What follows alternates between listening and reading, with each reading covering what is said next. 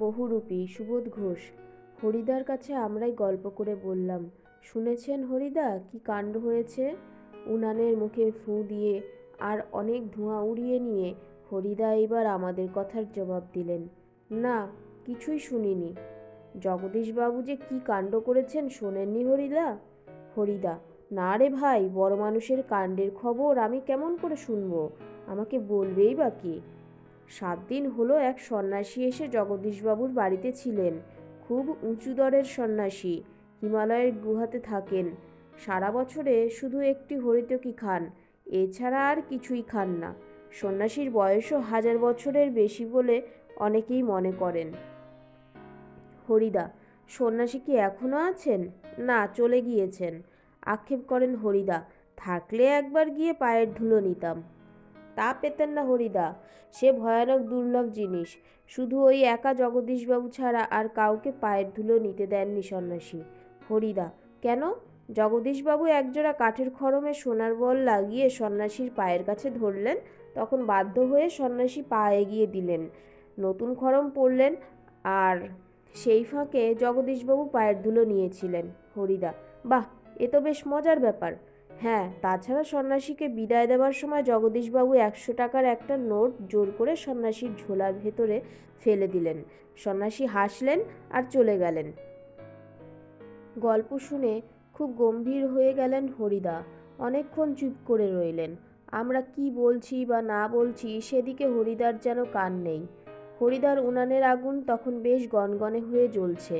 আমাদের চায়ের জন্য 1 হাঁড়ি ফুটন্ত জল নামিয়ে দিয়েই হরিদা তাঁর ভাতের হাঁড়িটাকে উনানে চড়ালেন। শহরের সবচেয়ে সরু এই গলিটার ভিতরে এই ছোট্ট ঘরটাই হরিদার জীবনের ঘর, আর আমাদের 4 জনের সকাল সন্ধ্যার আড্ডার ঘর। চা, চিনি আর দুধ আমরাই নিয়ে আসি। হরিদা শুধু তাঁর উনানের আগুনের আঁচে জল ফুটিয়ে দেন। খুবই গরিব মানুষ হরিদা, কিন্তু কাজ করতে হরিদার প্রাণের মধ্যেই যেন একটা বাধা আছে। ইচ্ছে করলে কোনো অফিসের কাজ কিংবা কোনো দোকানের বিক্রিওয়ালার কাজ পেয়ে যেতে পারেন হরিদা, কিন্তু ওই ধরনের কাজ হরিদার জীবনের পছন্দই নয়। একেবারে ঘড়ির কাঁটার সামনে সময় বেঁধে দিয়ে আর নিয়ম করে নিয়ে রোজই একটা চাকরির কাজ করে যাওয়া হরিদার পক্ষে সম্ভব নয়। হরিদার উনানের হাঁড়িতে অনেক সময়ে শুধু জল ফোটে, ভাত ফোটে না।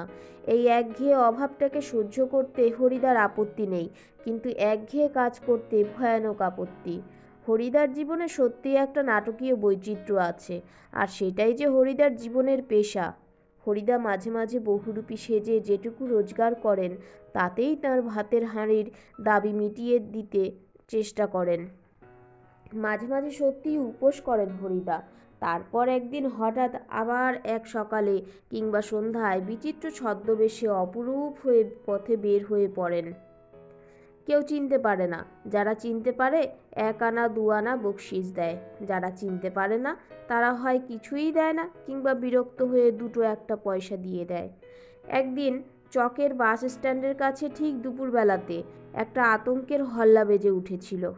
একটা উন্মাদ পাগল, তার মুখ থেকে লালা ঝরছে, চোখ দুটো কটকটে লাল, তার কোমরে একটা ছেঁড়া কম্বল জড়ানো, গলায় টিনের কৌটোর একটা মালা।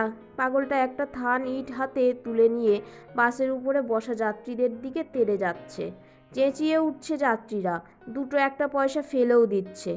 একটু পরেই বাসের ড্রাইভার কাশীনাথ ধমক দেয়, খুব হয়েছে হরি, এবার সরে পড়ো, অন্যদিকে যাও। অ্যাঁ, ওটা কি একটা বহুরূপী? বাসের যাত্রীরা কেউ হাসে, কেউ বা বেশ বিরক্ত হয়, কেউ আবার বেশ বিস্মিত। সত্যি খুব চমৎকার পাগল সাজতে পেরেছে তো লোকটা। হরিদার জীবন এইরকম বহুরূপের খেলা দেখিয়েই একরকম চলে যাচ্ছে। এই শহরের জীবনে মাঝে মাঝে বেশ চমৎকার ঘটনা সৃষ্টি করেন বহুরূপী হরিদা। সন্ধ্যার আলো সবেমাত্র জ্বলেছে, দোকানে দোকানে লোকজনের ব্যস্ততা আর মুখরতাও জমে উঠেছে। হঠাৎ পথের উপর দিয়ে ঘুঙুরের মিষ্টি শব্দ রুমঝুম করে বেজে বেজে চলে যেতে থাকে। এক রূপসী বাঈজি প্রায় নাচতে নাচতে চলে যাচ্ছে। শহরে যারা নতুন এসেছে তারা 2 চোখ বড় করে তাকিয়ে থাকে, কিন্তু দোকানদার হেসে ফেলে, হরির কাণ্ড। অ্যাঁ, এটা একটা বহুরূপী নাকি? কারো কারো মুগ্ধ চোখের মোহভঙ্গ হয়, আর যেন বেশ একটু হতাশ স্বরে প্রশ্ন করে ওঠে, বাইজির ছদ্মবেশে সেদিন হরিদার রোজগার মন্দ হয়নি। মোট 8 টাকা 10 আনা পেয়েছিলেন।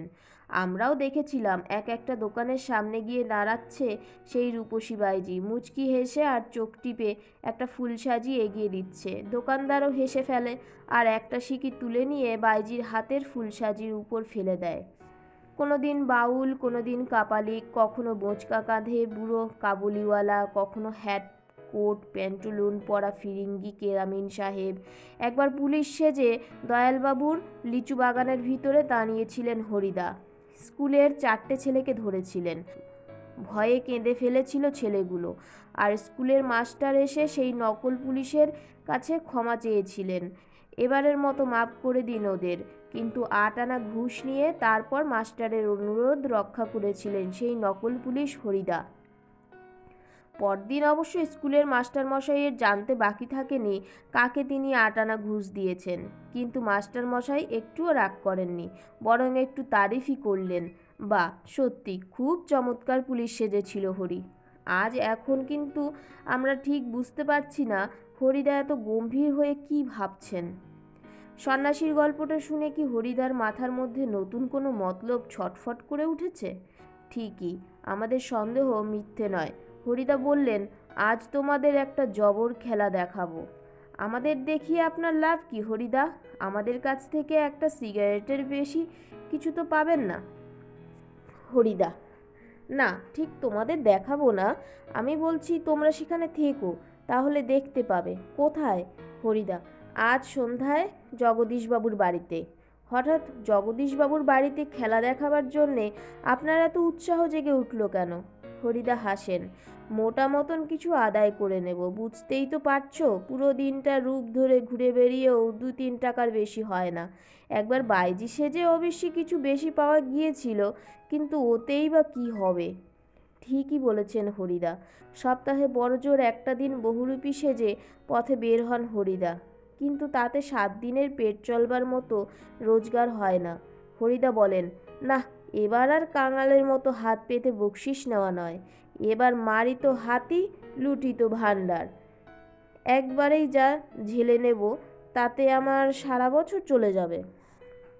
কিন্তু সে কি করে সম্ভব? জগদীশবাবু ধনী মানুষ বটেন, কিন্তু বেশ কৃপণ মানুষ।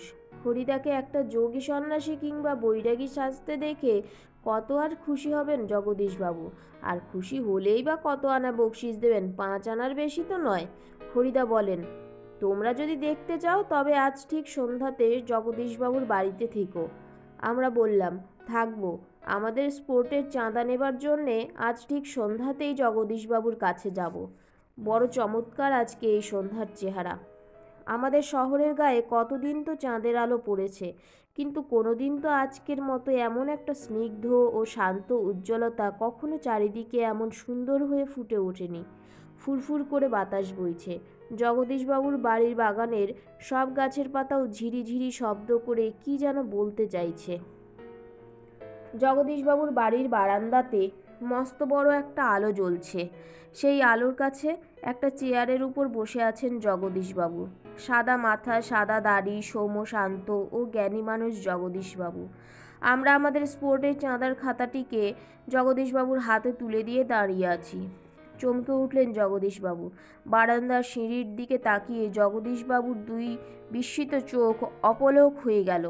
আমরাও চমকে উঠেছি বৈকি, আশ্চর্য হয়েছি, একটু ভয়ও পেয়েছি। কারণ সত্যিই যে বিশ্বাস করতে পারছি না সিঁড়ির কাছে এসে যে দাঁড়িয়েছে সে কি সত্যিই হরিদা? ও চেহারায় কি সত্যিই কোনো বহুরূপীর হতে পারে? জটাজুটধারী কোনো সন্ন্যাসী নয়, হাতে কমণ্ডলু নেই, চিমটে নেই, মৃগচর্মের আসনও সঙ্গে নেই, গৈরিক সাজও নেই। আদুর গা, তার উপর একটি ধবধবে সাদা উত্তরীয়, পরনে ছোট বহরের একটি সাদা থান, মাথায় ফুরফুর করে উঠছে শুকনো সাদা চুল, ধুলো মাখা পা, হাতে একটা ঝোলা, সে ঝোলার ভিতরে শুধু একটা বই, গীতা। গীতা বের করে কি যেন দেখলেন এই আগন্তুক, তারপর নিজের মনেই হাসলেন। আগন্তুক এই মানুষটি যেন এই জগতের সীমার ওপার থেকে হেঁটে হেঁটে চলে এসেছেন। শীর্ণ শরীরটাকে প্রায় অশরীরী একটা চেহারা বলে মনে হয়। কি অদ্ভুত উদাত্ত, শান্ত ও উজ্জ্বল একটা দৃষ্টি এই আগন্তুকের চোখ থেকে ঝরে পড়ছে। উঠে দাঁড়ালেন জগদীশবাবু। আসুন। আগন্তুক হাসেন। আপনি কি ভগবানের চেয়েও বড়? জগদীশবাবু কিছু ভেবে বলেন, কেন কেন আপনি এ কথা কেন বলছেন মহারাজ? আমি মহারাজ নই, আমি এই সৃষ্টির মধ্যে এক কণা ধুলি। কিন্তু আপনি বোধহয় 11 লক্ষ টাকার সম্পত্তির অহংকারে নিজেকে ভগবানের চেয়েও বড় বলে মনে করেন, তাই ওখানেই দাঁড়িয়ে আছেন, নেমে আসতে পারছেন না। সেই মুহূর্তে সিঁড়ি ধরে নেমে যান জগদীশবাবু। আমার অপরাধ হয়েছে, আপনি রাগ করবেন না। আগন্তুক আবার হাসেন। আমি বিরাগী, রাগ নামে কোনো রিপু আমার নেই। ছিল একদিন, সেটা পূর্বজন্মের কথা। জগদীশবাবু, বলুন এখন আপনাকে কিভাবে সেবা করব? বিরাগী বলেন, ঠান্ডা জল চাই, আর কিছু চাই না। ঠান্ডা জল খেয়ে নিয়ে হাঁপ ছাড়েন বিরাগী। এদিকে ভবতোষ আমার কানের কাছে ফিসফিস করে, না না, হরিদা নয়, হতেই পারে না, অসম্ভব, হরিদার গলার স্বর এরকমেরই নয়। বিরাগী বলেন, পরম সুখ কাকে বলে জানেন? সব সুখের বন্ধন থেকে মুক্ত হয়ে যাওয়া। ভবতোষের কানের কাছে মুখ এগিয়ে দিয়ে অনাদি বলে, শুনছো তো? এসব ভাষা কি হরিদার মুখের ভাষা হতে পারে? জগদীশবাবু ততক্ষণে সিঁড়ির উপরে বসে পড়েছেন। বোধহয় বিরাগীর পায়ে স্পর্শ করবার জন্যে তাঁর হাত দুটো ছটফট করতে শুরু করেছে। জগদীশবাবু বলেন, আমার এখানে কয়েকটা দিন থাকুন বিরাগীজি, আপনার কাছে এটা আমার প্রাণের অনুরোধ। 2 হাত জোর করে বিরাগীর মুখের দিকে তাকিয়ে থাকেন জগদীশবাবু। বিরাগী হাসেন। বাইরে খোলা আকাশ থাকতে আর ধরিত্রীর মাটিতে স্থান থাকতে আমি এক বিষয়ীর দালান বাড়ির ঘরে থাকবো কেন, বলতে পারেন বিরাগীজি? জগদীশবাবুর গলার স্বরের আবেদন করুণ হয়ে ছলছল করে।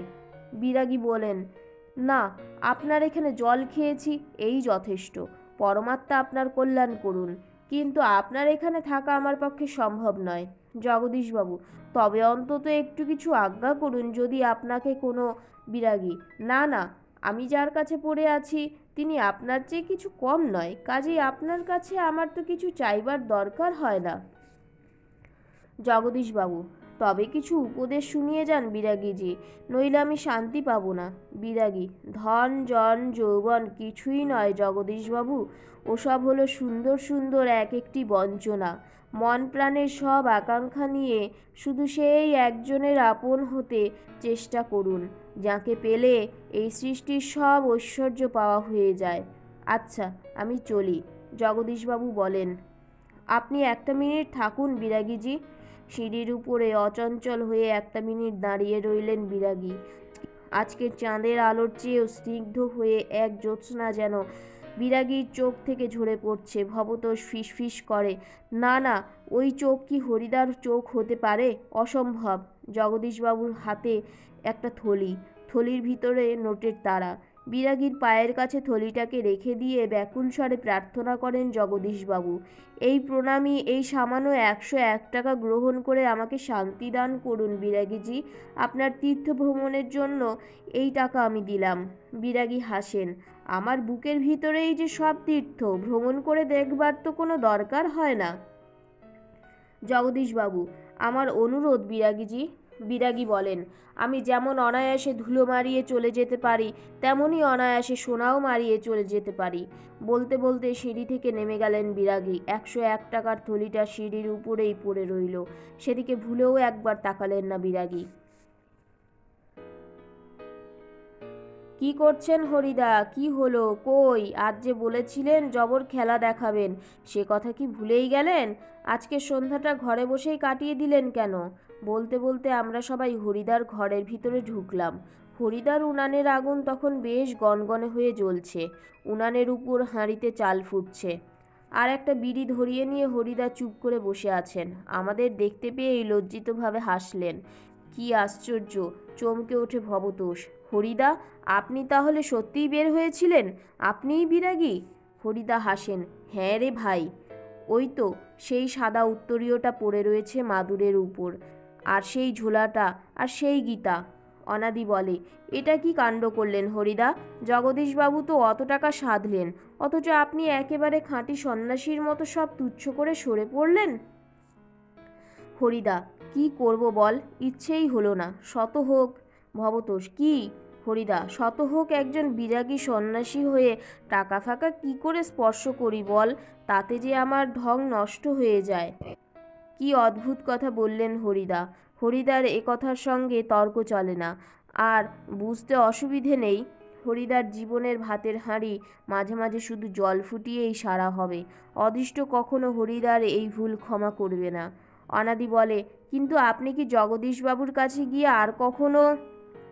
চেঁচিয়ে হেসে ওঠেন হরিদা: যাবই তো, না গিয়ে উপায় কি? গিয়ে অন্তত বকশিসটা তো দাবি করতে হবে। বকশিস? চেঁচিয়ে ওঠে ভবতোষ: সেটা তো বড়জোর 8 আনা কিংবা 10 আনা। হরিদা বিড়ি মুখে দিয়ে লজ্জিতভাবে হাসেন। কি আর করা যাবে বল, খাঁটি মানুষ তো নয়। এই বহুরূপীর জীবন এর বেশি কি আশা করতে পারে। বন্ধুরা, লাইক, শেয়ার ও সাবস্ক্রাইব করে যারা পাশে আছেন তাদেরকে অসংখ্য ধন্যবাদ। আর যারা নতুন এসেছেন তাদেরকেও অনুরোধ রইল লাইক, শেয়ার ও সাবস্ক্রাইব করে পাশে থাকতে। ধন্যবাদ।